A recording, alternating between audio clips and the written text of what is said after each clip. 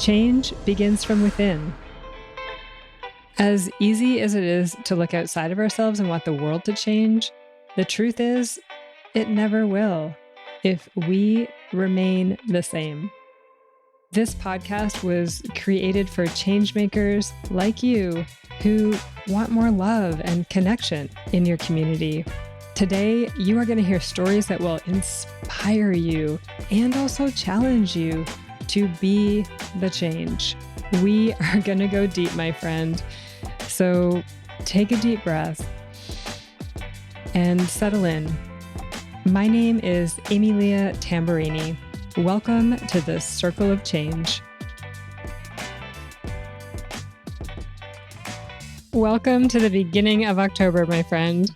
I don't know about you, but September came in like a bull and left me feeling like I wanted less of the things that were no longer aligned with what really lights me up. I craved it and spent the whole month refocusing and shedding and preparing to create another set of ways to serve the world that really energized me. It's exciting as I stand here in October to think about all that is coming. And there were some big growing pains last month. It makes this conversation that we're about to have so important. We're sitting in circle with Yvonne Winkler, who is this calm, gentle, lighthearted soul with a big mission to help women harness their strengths to live a life they choose. She is a freedom seeker, a soul sister, and somebody I admire because she's done the courageous work of taking her pain and consciously turning it into her passion and gifting it to the world. I recently spent a day with Yvonne filming an episode for her Freedom Seekers show. And in that time together, I walked away with so much more clarity and confidence and solutions to things that I had been struggling with. She's so generous with her wisdom and has a heart of gold, and you get to experience that today. You are going to hear a story of Yvonne's painful beginning that drew her toward the work that she does today. How our own self-care radiates out and impacts everything around us. The pitfalls that are keeping women away from freedom, the effective ways we can move beyond these barriers and find safety and security regardless of our situation, and Yvonne's beautiful story of being the change. Let me introduce you to Yvonne. The quest for freedom to live a full life is rooted in Yvonne's personal journey from oppression to freedom. Having escaped the barbed wire fences and mind control of former communist Germany, she intimately understands how fear blocks our path to the life we want.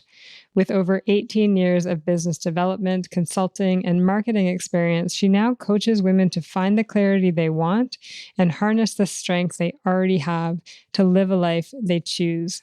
Yvonne is the CEO of Lotus Consulting, a founder of the Freedom Seeker community, and former managing director of the Alberta chapters with one of the largest and widely recognized premier business networking organizations, the E-Women Network. Welcome to Circle. Hi, Yvonne. Hi, Emilia. Welcome to the Circle of Change. Thank you for having me. You're so welcome. This is a really special circle because we are actually recording this in person, and I've never done that before. And I have to say that there's already this magical energy that I'm feeling that I don't necessarily pick up all the time on Zoom. So thank you for creating this opportunity for us. Thank you. I love it too. There's nothing better for me than to actually sit across from the person I'm having a dialogue with. And we are at a round table. We are. Okay. Well, I'm so excited about this conversation because we've just recently met, but I know deep in my soul that we are soul sisters and we have very similar missions in the world. And we're going about it maybe slightly differently based on our own histories and what brought us to where we are right now. And I just feel that the work that you're doing is bringing so much light to the world, and you come at it with such loving energy and also strength, which I really appreciate. So I'm delighted to get the opportunity to bring that energy to whoever is sitting in circle with us today that's listening. Wonderful. Thank you. I'm so happy to be here. Great. So as with all circles, I'd like to start with a poem. Mm-hmm. And this really is an opportunity for us to settle into this space, just take a deep breath and become present to this conversation and what's here for us. Mm-hmm. So this poem comes from one of my favorite books. It's called The She Book, and the author is Tanya Markle. This is her poem number 69. Mm. Give up all the world's places, relationships, jobs, diets, programs, and the things you've been trying to force yourself into. You were born to be free, like falling leaves, the hummingbird, lioness, and honeybee. You're a land-loving mermaid, a dreamer among trees. You are the gatherer, the storyteller, part of an invisible mystery, and visible proof of magic. Mm. I feel like those words were written for you. So do I. I love it. Does anything come up for you? What really stood out was the land-driven mermaid. We are currently in, I think, one of the most beautiful places in the world. And this morning I took my puppy for a walk right down by the ocean, and it's just so grounding for me. And it's I guess a bit ironic that I use grounding as the word because it's water, but the element of water has, and I've known this for a long time, has a lot of meaning for me, and it's a very substantial piece for my well-being and also for my creativity. Mm-hmm. Beautiful. So that's what stood out, but there was lots. I mean, anytime I hear the word freedom and like a fallen leaf, we're also in my favorite season. And no, it has nothing to do with my birthday. Oh, nice. We can add that in there too. Yeah. That's so great. So I'd like to start with this question, who are you? And it's a way for you to just dive into your soul and see what comes up to you when you hear those words. Mm. So Yvonne, who are you? That is such a great question.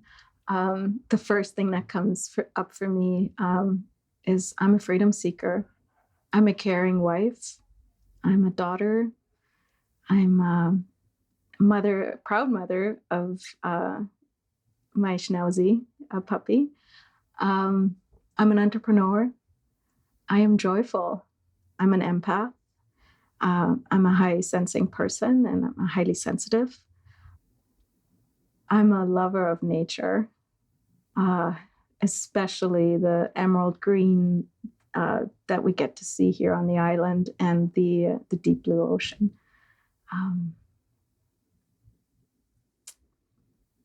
And I'm funny. Yes.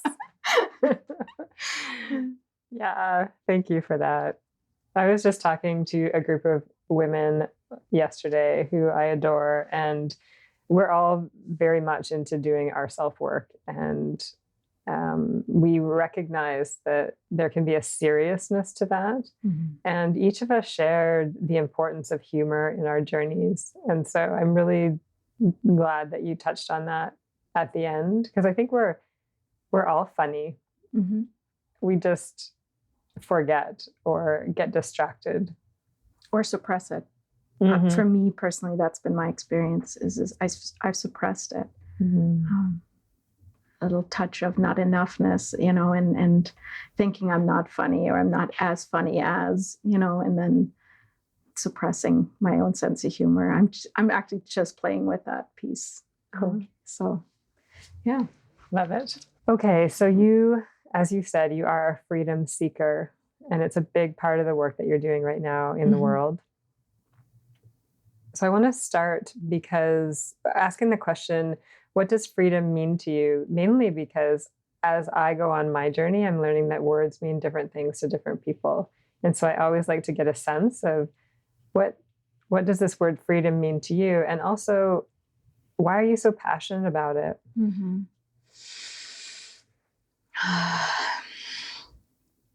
So freedom, let me start with the first question. Freedom to me means, in my world, it means I can wake up after a really restful, peaceful sleep in my own bed and, start my morning in a quiet way with a cup of coffee, snuggles with my puppy, and some journaling or reading, and then enthusiastically going about the day, knowing fully well there, not every day is sunshine and butterflies and rainbows and all of that. But being okay with that too, not being depressed. Depression has been a part of my life for a long time. And so any day I can wake up in a joyful, well way, is freedom for me. Freedom also means having choice. So the freedom to choose where I live, when I get up, when what I do creatively, who I spend my time with. Freedom to choose just about every aspect of who I am and who I want to be, and why I'm so passionate about it, Emily. And thank you for asking that, because that's really where my story started. And where I was born and raised, I did not have freedom of choice. I did not have any freedoms, especially not travel or to learn what I wanted to learn, to have a free speech, or to have a free mind to explore different things of the world, or of different philosophies, or anything like that. I grew up in former East Germany. I was born there, and I was 11 when we left. And that just brought up a whole bunch of emotion. Wow. And so to not have the ability to be told what to do, when to do it, and what to learn, and what to think, and what you can say and what you can't say, was a very incremental piece of my life. And I think the other piece to that is that if I didn't obey, there were consequences to that. And those consequences weren't just a slap on the wrist. They were substantial. They could go from anything from imprisonment to being taken away from my family to even death. I mean, there's lots of people that have lost their lives trying to leave East Germany or try to escape the communism. And so it was never safe for me to speak, to say what I really wanted to say, or say what I felt. So imagine as a child, especially in those formative years, up to 5, where that would be really important, or very forming, to feel safe, to be who you really are, or to say what you want to say. But literally from a very, very early time on, I was trained to fit in, to conform into a box. And that never felt right to me. And so when we finally escaped East Germany, and that oppression, that political oppression, a whole new journey started for me, and I had to relearn everything. And it wasn't until much later in my life that I discovered that was what was driving everything I do today, is that the seeking of just fulfillment and peace within. I think peace within is something I would like to add to what freedom means to me, is peace within. Wow. Oh gosh, that story is so powerful, and it actually makes me emotional, because I just think it's a beautiful thing when we are able to really look at our lives and look at that pain, and then turn it into our passion, and not only for us to change our lives, but then to transform the lives of other people, which I think is exactly what you are doing in the world today. And that work is courageous. It's not easy. So I'm grateful for you and your journey. And I feel very heard right now. So thank you for that. Being an entrepreneur, it was a choice. But not only is it lonely at times, but to put, especially if you're doing something that really comes from deep within, it is very vulnerable. And so that courage that you speak of is something that I would imagine every entrepreneur whose work in the world involves their own hearts faces that. So I really love that you touched on that, because it does take resilience. It does take popping yourself up every morning. And it does take a lot of presence. Absolutely. Yeah. So grateful for you. We touched a little bit into, the fact that you've gone through this journey in your life, and now you've turned that journey really into a career to support other people. And in reading through the work that you do, there's an additional piece there that, yes, you're transforming individuals, you're helping them transform and really step into their own freedom, their peace and ease in life. And there's a recognition that that actually has an impact on the outside world as well. So can you speak a little bit to that connection? Yes, absolutely.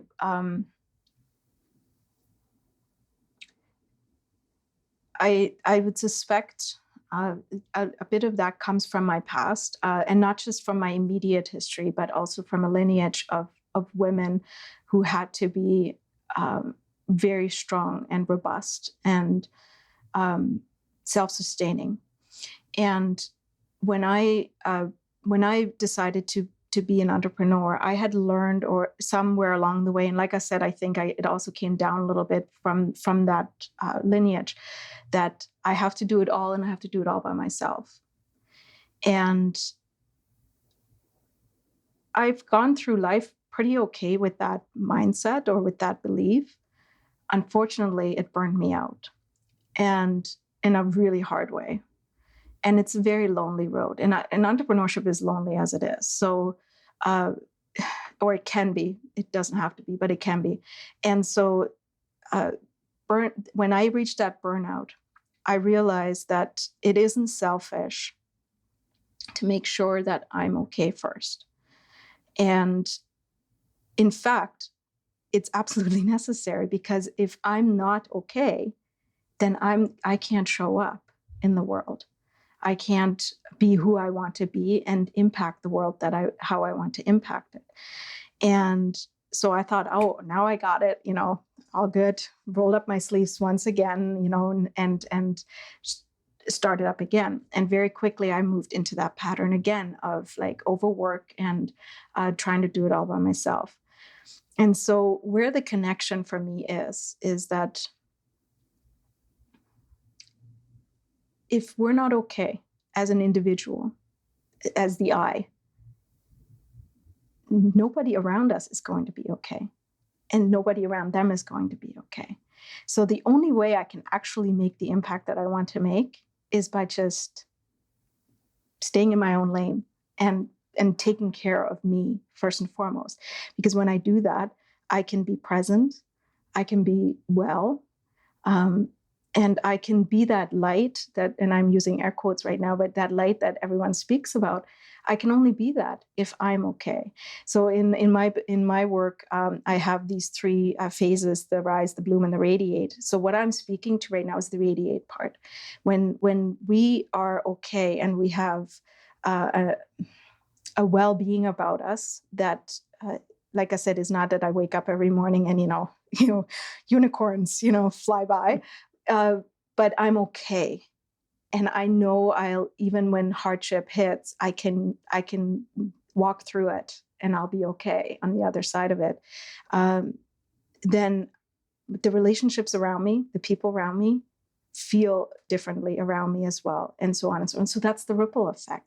That's the radiance of the lotus flower that I use in my analogy, but also the radiance of us humans. So when we're individually taking care of ourselves, we take care of the collective. So it's the me, the we, the us.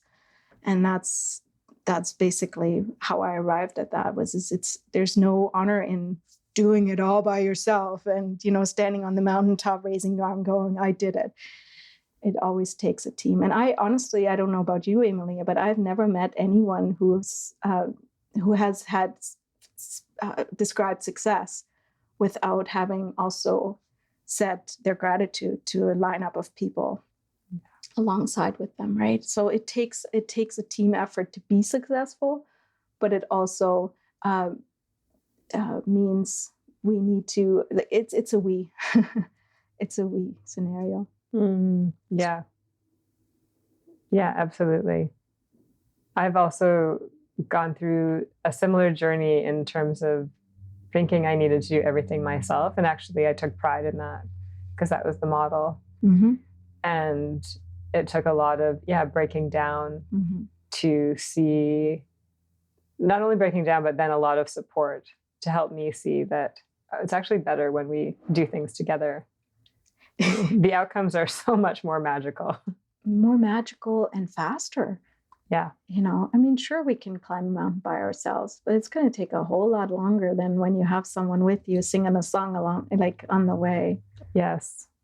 I appreciate that about the E-Women that we are both familiar with, that their motto is lift others as you climb. And there's beauty in that, because sometimes when I'm in a state in my business where the unicorns aren't flying, it's actually more motivating to me to get up knowing that I'm going to impact somebody else. Like, this is not about me, actually. This is about the influence I get to make out there and contribute to how I want to see the world transform and blossom. I love your words, the words that you're using. So I really appreciate you speaking about that, giving it some light. So we've already touched into some of the pitfalls in terms of women being able to access this freedom, this ease. Like, what are some of the other pitfalls, or continue to elaborate on that one of doing things alone? So what are the pitfalls that are keeping women away from finding freedom? Oh, and it's such a good question, Emilia, because I think that those pitfalls are really the stoppers, either from someone really stepping into their purpose or into their full life that they want, but also the pitfalls for maybe sabotaging their success. And one of them is 100 hands down is the community aspect of it. Like, that is, I would say that ranks right up in the top 3. The first one, though, would be security. I think our attachment to security is so strong that, and not always a healthy security either, that we stand in our own way because we fear that if we actually step into our purpose, we're going to be abandoned by our families and friends or society as a whole. I feel that the sense of security is also re-emphasized on a daily basis from a materialistic point of view. So the things we have to survive. I think we all got a really good dose of that last year when we realized, oh, I don't need half the stuff that I have. So if you're wondering, where is my sense of security? Last year was a really great gauge for that in terms of where you're getting your senses, your well-being from. So security is probably the number one reason, and that's often what I hear from my clients is they move from their dreamscape, so the ideal of what they would love to do in an ideal world, to the how right away, because of that security attachment. it's like the umbilical cord. They don't know how to sever it. They're like, oh my God, if I don't have that job, that income, I'm gonna die. I'm not gonna survive. And I mean, there's legitimacy to some of those concerns. And everyone's situation must be examined individually. And like I was saying to you earlier, a single mom has definitely different concerns, and security concerns than maybe a single guy does, or who isn't a dad. So there's that. So security, community, not having a community, thinking you can do it all yourself. And some of the other pitfalls, I would say, not starting before they're ready. I think that's a big one too. So many women that I work with, they wait. They sit on the sideline and they wait and they wait and they wait. And I'm going to include myself on that. I don't know about you, but I have been to so many meetings where something that I've been saying in my own little quiet space for a long time suddenly is being said from the stage, and I'm like, oh, I've been saying that for years. And it's like, wow, why didn't I have the courage to just out it like that? And so there's that waiting until everything is perfect is definitely paralyzing, or until you have enough information. That's another way it shows up, is in form of information, and I see that more in women than I do in men. Our need to gather absolutely every piece of information we can have. And I think partly, again, that has to do with the security piece. We feel more secure in a world that we know. So we look for all the possible information we can get, but that can also, I don't know if this is an appropriate term, but paralysis by analysis. We literally stifle our own ability to move and to do something because we are in information overload. Mm-hmm. So those would be, I think, the 4 biggest pitfalls that I see. I can relate to so many of those, especially about hearing things that you've been thinking about for a really long time be said somewhere in public, and you're like, oh, yeah, it kind of hurts. But now I'm learning to take that as a sign to just step in, to do it, to release the words out into the world, mm-hmm. Which is really cool. So how do we get past that? How do we overcome these pitfalls and not let them, stop us mm-hmm. from living a life that we probably can't even imagine mm-hmm. how good that life could be? How do we overcome all of that? Sounds like a lot of mindset. Mm-hmm. Yeah. Mindset is where I think it begins. Mm-hmm. And womb space and heart space is where it has to go to be in that place. And I think that's the crux of it, is you said earlier, the courage to be an entrepreneur. That's exactly it right there. It's not, I forget the exact quote, and I should really learn it because I go to it so often, that enlightenment is not like a joy, not necessarily an easy journey, or that it's not, this fun ride. It's actually, there's a lot of work involved, and there is a lot of courageous work involved. And how do we get through those pitfalls? Well, I mean, there's the surface, easy steps, and I could give you those, but that's not who I am. I'm going to go a little bit deeper into the underneath all of that. And that would be, you need to become present. It's as simple as that. Like if we are consistently distracted by the noise around us, and we don't have a good practice of coming back into our own body, we will always the image that just came to mind was like flounder like a fish on land. You know, that's we're always going to gasp for air. We're always going to try to get back into the water. We really need to have a good established presence practice, or mindfulness practice, or meditation practice, whatever your terminology around that is. And it starts with the first step.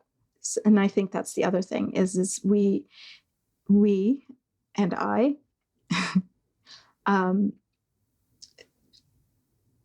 try to do everything instantaneously and overnight. And that's not how things are ever moved. We need to do small, consistent steps every single day. And that, again, starts with, if you don't have a presence practice right now, then start. But just start with a minute or maybe 2. And it might just look like breath work at the moment, you know, and then you go deeper. But I suspect some of the listeners right now already went, oh God, like if I have to like sit in a lotus pose for the next 5 minutes or even half an hour. You know, Elizabeth Gilbert comes to mind when Eat, Pray, Love, when she's sitting in that Indian temple and she's like thinking about all these things and only a minute has passed. That's it. But you start somewhere, where you start wherever you are, and you get present. And for me personally, it also involved removing some aspects that were not helpful. For me, it was alcohol. That was a distractor for me. It was taking me out of my everything. It was the foot on the gas and on the brake at the same time for me. So I just had to eliminate it, and that in and of itself brought me a lot of relief. So look at your life and see where you can make some small tweaks that are serving you to become, I don't want to sound, because I'm certainly not a monk or anything like that, but to your higher self, to your higher fulfillment. See what parts in your life can you eliminate too, you know. Maybe screen time needs to go just before bed. I'm so guilty of that one. You know, rest, good sleep. Yeah. It's really that simple.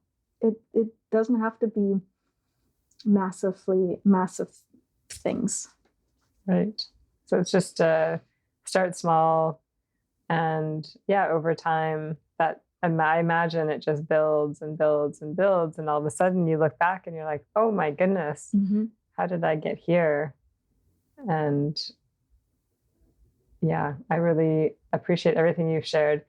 I also decided to step away from alcohol in my journey. And I'm really glad you brought that up, because it's something I don't think our world talks about or thinks about too much. But for me also, it was a distractor. It was something I relied on. Instead of more healthy practices like meditation or journaling or going to counseling, it was a way just to avoid things that I really needed to work with so that I could get to a place of freedom and joy, and also have the energy and wherewithal to put into this business that that is really my heart's work. So I didn't want really anything to get in the way of that. And there's still lots in the way, you know, here and there. But Absolutely. Again, what you're saying about these daily practices, it's just nice to build that toolbox up and come back to them. And that gives a sense of safety and security. And that's just it, right? Like Viktor Frankl said that really well. And I can't quote him specifically in the words, but that the safety and security and that freedom is within you. And that's, spoiler alert, that's really the whole secret. Freedom is within. It doesn't come from outside of us. It is within us. So we need to do what we need to do to find it within us. And if there is substance or distractions, unhealthy habits that are in the way of getting in the way of that, explore it. Wonderful. Yeah, I love it. So we've talked a lot about community and support. how are people able to work alongside you? Is there a community that you have that people can become part of? How do we work more with you, Yvonne? Wonderful question as well. Yes, absolutely. Community is very important to me, and community in person, but also just community to have. So I have, there's an online community that I created years ago called the Freedom Seeker Community, and that lives online. It's always evolving, but my vision for it is that eventually we would go on retreats when we can go back into the in-person world of things. And then I do a lot of one-on-one work. So I have larger community, then I have smaller communities. So I have also the LEAP program, which stands for Lotus Emerging Entrepreneur Program. And that program is effectively a community where we travel the entrepreneurial journey for a year together, and we meet regularly. So that's the smaller knitted community.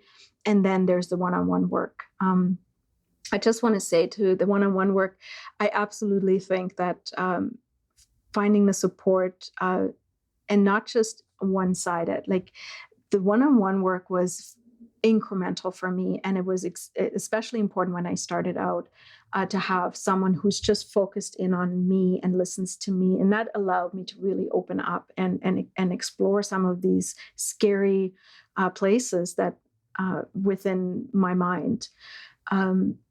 So that's one-on-one work stuff. But then there's also the aspect of community and finding a community that really is safe for you to be who you need to be or want to be, and gives you and fills your cup, gives you strength, support. That is super important.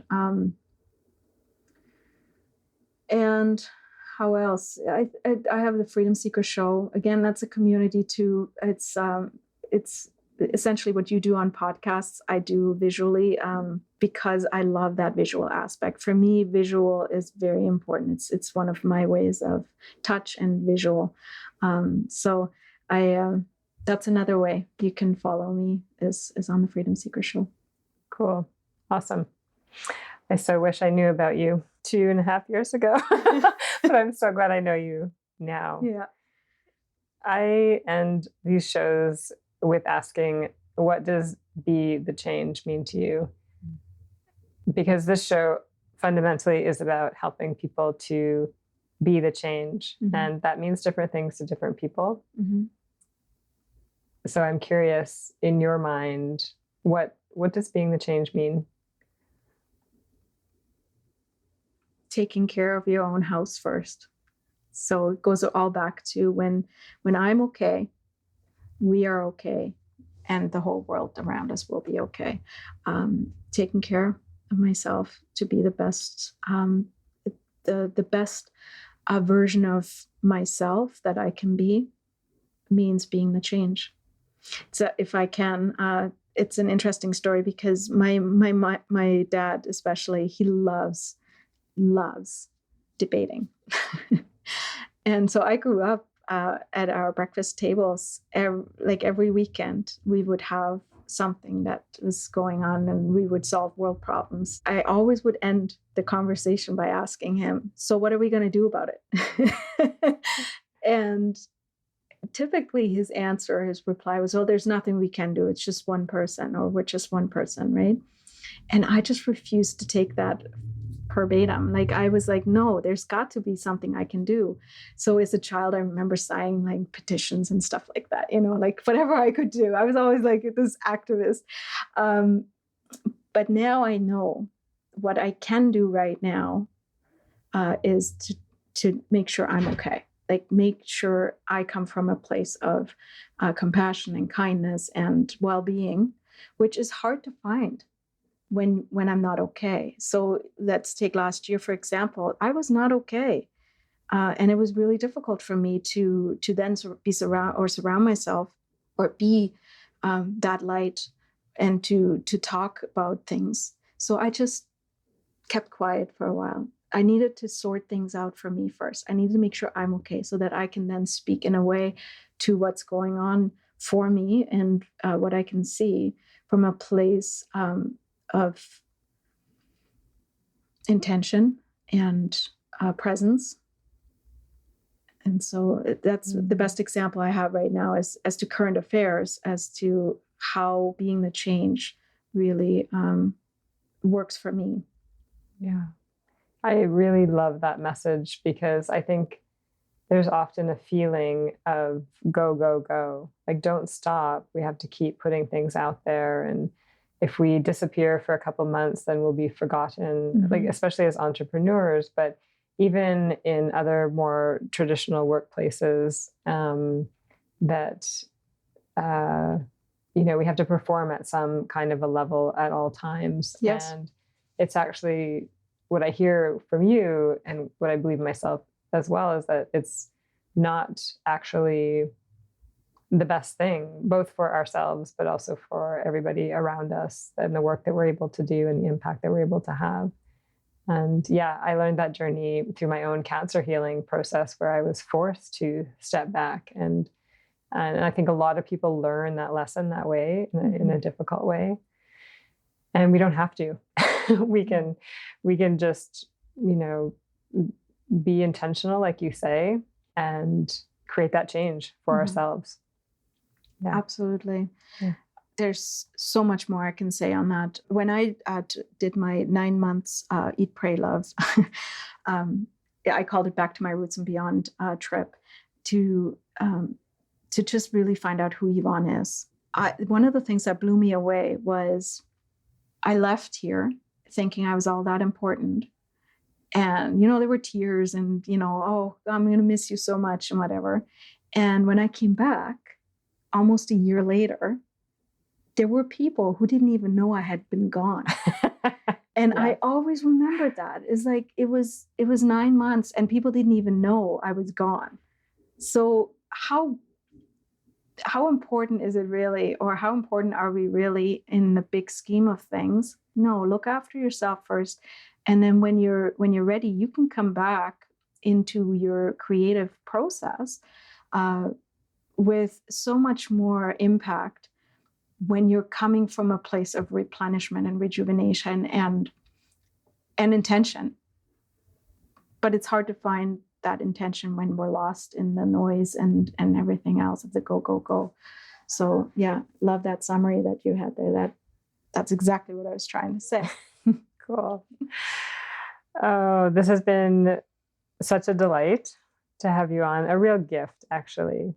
And I can really see how your story relates and also makes you so well positioned to do the work that you're doing in your life. Like, you have come from hardship and known fear at a level much deeper than many of us. And I think that gives you a certain level of resilience and a willingness to stand for people when they might not be able to stand for themselves. I could just see you being that light and pillar of strength. So thank you. Yeah, thanks for joining us today. Thanks for having me. It's been a wonderful experience. I'm now passing the talking piece to you. If you feel called to put your voice in the circle, please head to humconsulting.ca/podcast and share your story there. I cannot wait to hear what has come up for you as you have listened to what has been shared here today. I wish you love and joy beyond your wildest imagination. Thank you so much for being here in the Circle of Change. I also want to express my gratitude to the following peeps. Circle of Change is recorded on Lekwungen territories, and I am so grateful to live on this land. Our opening and closing music was created by the talented E-Roll Beats. You can find his creations at erollbeats.com. And special thanks to my coach, Mary Chan of Organized Sound Productions, for bringing this podcast to life. Until next time, ciao.